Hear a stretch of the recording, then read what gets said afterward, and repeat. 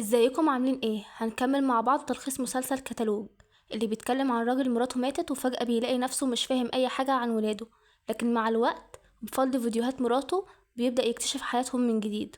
ولو دي اول مرة تشوف القناة اشترك فيها ودوس لايك عشان يوصلك كل جديد. وبالمناسبة لو لسه مشوفتش تلخيص اول حلقتين انصحك تبدأ بيهم الاول علشان تفهم القصة من بدايتها، والرابط موجود في وصف الفيديو، وفي اخر الفيديو هسألكم شوية اسئلة حلوة عن الحلقة فتابعوا معايا للاخر. بنرجع للماضي وبنشوف أمينة وهي مستنية يوسف وبيكون متأخر على الفطار، وبعد ما بيوصل بتسأله أمينة على القطايف فبيبقى نساها وبتتخانق معاه وبتعرفه إنه مش مهتم بيها وبتقوله إن هو عمره ما ريحها، وبيحاول يوسف يهديها لكن هي بتقوله إن هي ما تعرفش إن هي هتبقى في رمضان الجاي معاهم ولا لأ عشان هي عيانة، وبيخاف يوسف وبيحاول يهديها وبيوعدها إن رمضان الجاي هيجيب معاه القطايف وهي هتبقى موجودة. وبنرجع للحاضر وبنشوف يوسف وهو بيصحي عياله وهو مستعجل عشان راحت عليه نومة وممكن يفوتوا السحور، وبياخد الاكل ويديه لكريمه ومنصور بسرعه عشان ياكلوا. وبيتكلم معاه منصور وبيقوله ان هما هيعلقوا زينه رمضان امتى، لكن كريمه بتقوله ان مامتها مش موجوده وهي اللي كانت بتعلقها، وبيكون يوسف زعلان وبيقوم يتفرج على فيديوهات امينه عشان يتعلم منها ازاي كانت بتعلق الزينه وبيعلقها وبيفاجئ ولاده، لكن الفانوس بيقع على الارض فبيضحكوا كريمه ومنصور. وأسامة بيحاول يعمل الملوخية اللي كانت بتعملها لهم أمينة لما كانت بتحطها لهم على الفطار، وبيتكلم يوسف معاه وبيقوله إن هو شاف أمينة في الفيديو وهي متضايقة، فهل هي اشتكت منه قبل كده؟ فبيقوله لأ، فبيكون بيوصل عياله للمدرسة وبيجي يقول لهم على إن مامتهم كانت متضايقة منه ولا لأ، فبيجي يتكلموا وبيقولوا إن هي كانت بتتضايق منه لما كان بيسيب باب التلاجة مفتوح أو بيسيب النور مولع، وبيقعدوا يشتكوا منه ومن اللي بيعمله. وخالة هويدا بتتكلم معاها وبتعزمها على الفطار، وهويدا بتقول لها تمام هتشوف. ويوسف بيقابل هويدا وبيسلم عليها، وبيروح يوسف الشغل وبيلاقي الموظفين متضايقين فبيسأل هالة هما ليه متضايقين، فبتقولهم ان هما ما خدوش بونص، فبيطلب منها يوسف ان هي تحجز من محل الحلويات قطايف. وأسامة بيخبط على القبطان علشان يدوق الملوخية اللي عملها، ولو هتسألوا ازاي وفي رمضان فحب اعرفكم ان القبطان اسمه جورج ومسيحي عادي يا جماعة كلنا اخوات يعني. المهم بيدوقها وبيلاقيها وحشة فبيتصل أسامة على أم هاشم عشان تقوله على طريقة الملوخية، لكن هي بتزعله وبتقفل السكة في وشه. ويوسف بيتكلم مع تامر وبيعرفه إن يدي بونص للموظفين من على حسابه الشخصي، وبتدخل هالة وبتعرفه إن القطايف خلصت من الفرع الأول لكن لسه في فرع موجود في التجمع فيه القطايف، فبيروح يوسف بسرعة علشان يجيبها. بتتكلم هويدا مع كريمة عشان تقنعها إن هي تمثل في المسرحية، وكريمة بتقول لها هي هتبقى تشوف. وبتروح خالة هويدا عشان تعزمها على الفطار وتبقى تفطر معاهم، لكن هويدا بتبقى رافضة عشان هتشوف طليقها، وبنعرف ان خالتها تبقى هي ام طليقها، وكريمه بتبقى سامعاهم. وبيروح يوسف عشان يجيب القطايف لكن بيلاقيها خلصت وموجوده في فرع تاني، وبتتصل كريمه بيوسف وبتطلب منه ان هي تعزم هويدا لكن بيقول لها في يوم تاني وبيقفل، فبتقوم كريمه عازمه هويدا وبتقولها ان باباها عارف. وبيتكلم حنفي مع ام هاشم علشان تيجي تعمل الاكل لان اسامه مش عارف يعمل الملوخيه وباظت منه تاني، فبتزعق معاه وبتشتمه وبتقفل السكه في وشه.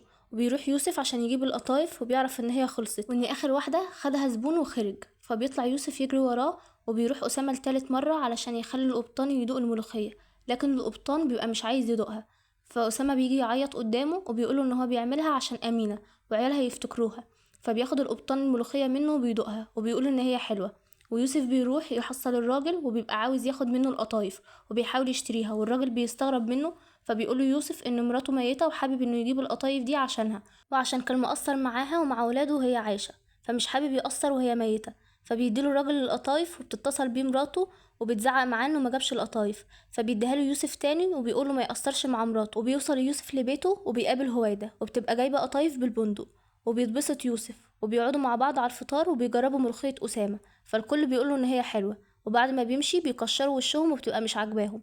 وبعد الفطار بتتكلم هويدا مع يوسف وبتقوله ان كريمه موهوبه في التمثيل لكن هي مش عايزه تشارك في المسرحيه، وبتقوله انه يقنعها. وبتيجي ام هاشم وبتجيب فوانيس للاولاد، وبيبقى حنفي واسامه قلقانين منها، وبيدخل يوسف على كريمه وبيقنعها ان هي تقدم في المسرحيه. وتاني يوم يوسف بيتفرج على فيديوهات امينه وبيحاول يشارك مع ولاده تفاصيل حياتهم زي نصيحتها في الفيديو، وبيتأقلم مع ولاده. وبعد أيام بيقابل أسامة سمسار اسمه رجب وبيروح معاه وبيعرف إن أمينة كانت واخدة شقة إيجار بقالها 6 شهور من ورا جوزها وكانت عاوزة تسيبه، وبيصدم أسامة من اللي بيسمعه. وبنشوف أسامة وهو بيحضر جلسة نفسية جماعية وبيروح يتكلم مع الدكتورة وبيكون متضايق إن أخته كانت عاوزة تسيب جوزها ومش عارف يقوله ولا لأ.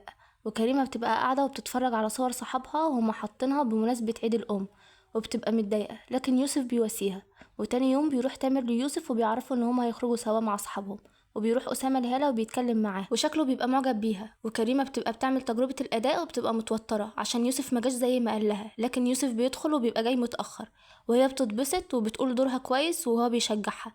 وبيبقى عيد الأم قرب وبيبقى يوسف زعلان عشان ولاده، وأم هاشم بترمي القميص اللي كوته في وشه فجأة عشان يلبسه ويخرج، وبيتعصب منها وبيخرج يوسف وبيقابل صحابه، وتامر بيبقى جايب واحدة عشان تتعرف على يوسف، ويوسف بيبقى متوتر وبيحاول يفهمها انه ما يعرفش، لكن هي بتطمنه وبتقول لها ان هي زيه، وبتقوله ان اسمها هند، وبيقعدوا يتكلموا مع بعض وعن ولادهم. وأسامة بيتكلم مع هالة في الشات وبيضحك، ويوسف بيسأله هو بيكلم مين، فبيعرفه أسامة ان هي هالة وبيقوله انه معجب بيها. وكريمة بتدخل اسم مامتها في مسابقة الأم المثالية بمناسبة عيد الأم، لكن ده بيعمل مشكلة، وخصوصا بيبقى فيه من الأمهات اسمها هديل معترضة على فكرة أمينة انها تدخل المسابقة عشان ماتت، وكمان بنعرف ان هديل كانت بتقلدها. وبيدخل يوسف مكتب المديرة وبيتكلم مع هديل وبيقول لها ان أمينة بالنسبة ليه ولولاده ما ماتتش، وبيصر ان هي تدخل المسابقه، والمديره بتحل الموضوع وبيوافقوا انهم يدخلوا امينه المسابقه. اما منصور بقى بيبقى متوتر ومش عارف يلعب كويس، فبيقترح حنفي على يوسف ان هما يخلي منصور يتفرج على ماتش الاهلي ويروحوا الاستاد، وبيروح يوسف هو ومنصور وحنفي الماتش، وبيشجع يوسف منصور وبيقول له ان هو في يوم من الايام هيبقى لعيب والناس هتشجعه كده. وبيجي يوم عيد الام وامينه بتكسب جائزه الام المثاليه، ويوسف بيطلع يستلم الجائزه، وهديل بتتاسف ليوسف، وبنشوف حنفي وهو بياخد جلسه كيماوي وبنعرف ان هو مريض سرطان. وبتخلص حلقتنا على كده، لكن قبل ما نقفل الفيديو عندنا فقرة حذر فزر. دلوقتي السؤال الأول، يوسف كان بيدور على ايه في محل الحلويات؟ وتاني سؤال هو القبطان يبقى اسمه ايه؟ وبالمناسبة انا قايله اسمه في الفيديو وعايزة بقى اشوفكم مركزين ولا لا. ما تنسوش تكتبوا اجاباتكم في الكومنتات وتعملوا لايك وتشتركوا في القناة عشان يوصلكوا كل جديد. سلام.